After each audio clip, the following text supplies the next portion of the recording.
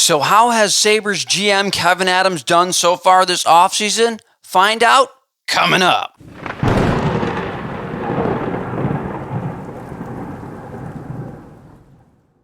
With the NHL draft now behind us, as well as the first day of NHL free agency, you have to ask yourself the question, have the Buffalo Sabres gotten any better?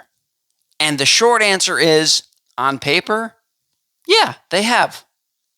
They have been able to keep all their forwards in what was an incredibly high-powered offense last season, ranking them third in the entire NHL in goals for, while also being able to seemingly strengthen their defense by bringing in a couple of defensemen in free agency.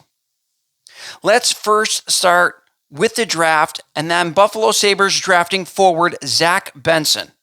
He appears to be an absolute steal at number 13, as many had him ranked as high as the fifth best prospect in this entire NHL draft, including the Hockey Writers, FC Hockey, TSN, and Elite Prospects, along with Dober Prospects, all had him finishing in the top 5 in terms of ranking in this NHL draft, and the Sabres were able to nab him at number 13. He finished second overall in terms of points in the WHL, behind only the number 1 pick in this entire NHL draft, Connor Bedard.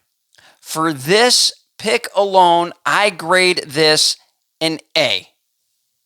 Now we go on to some of the free agent signings. And for the first signing, we talk about the Sabres not necessarily bringing in a new face, but re-signing somebody that they picked up last year, and that is forward Tyson Jost. A waiver claim last season, as I stated, from Minnesota.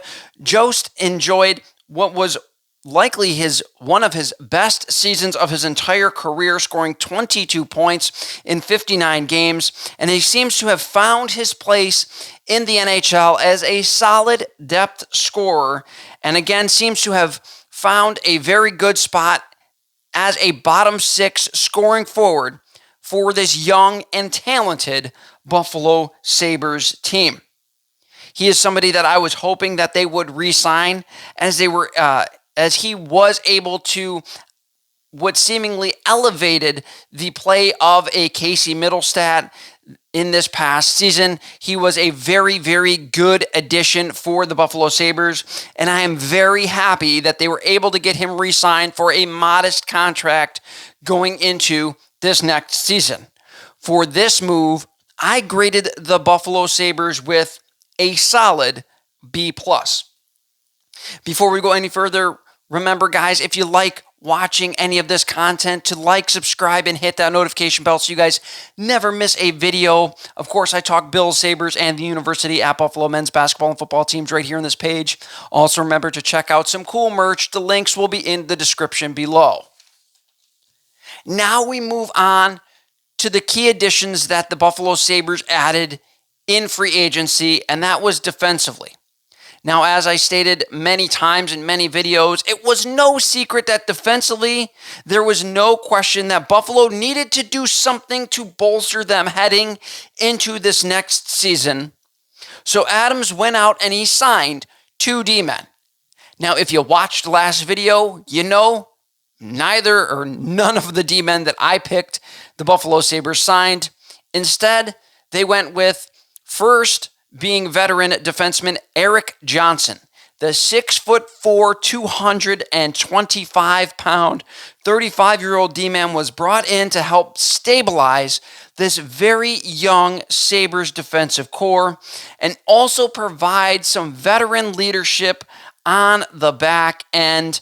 He is also a former number 1 overall pick, so he can help in terms of being able to guide guys like Rasmus Dahlin and Owen Power as far as, what to kind of settle themselves into moving forward and carving out their own destiny as a number 1 overall pick for the Buffalo Sabres.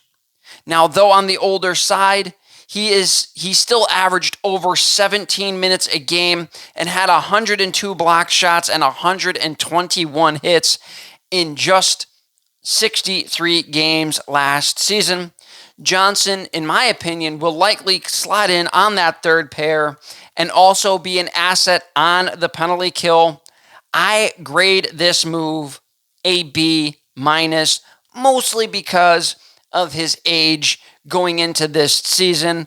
The Buffalo Sabres are a very young team, and I just don't know if he'll be able to have the stamina or more or less the stamina to kind of last out through an entire season with this young Buffalo Sabres team. The second defenseman that the Buffalo Sabres signed, which I don't think was on anybody's radar, was 28-year-old Connor Clifton.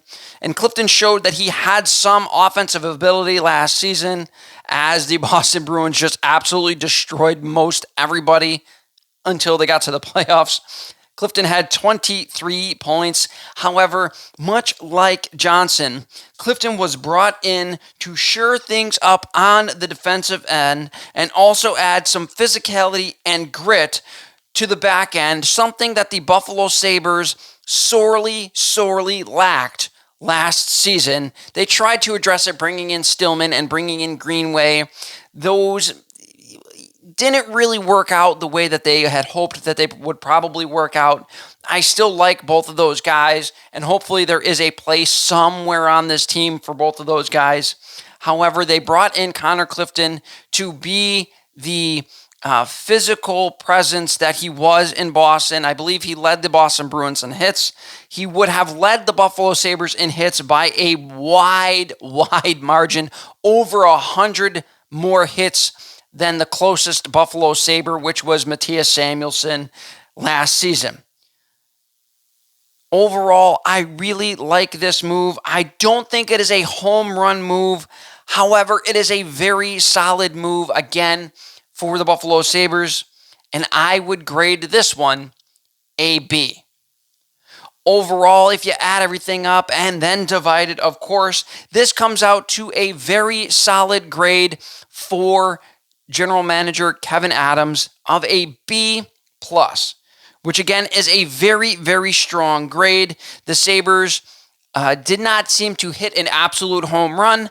However, they definitely improved their team this offseason, and that gives Buffalo Sabres fans hope that this next season they can finally take that next step and end the longest playoff drought in NHL history. Let me know what you guys think in the comments section below.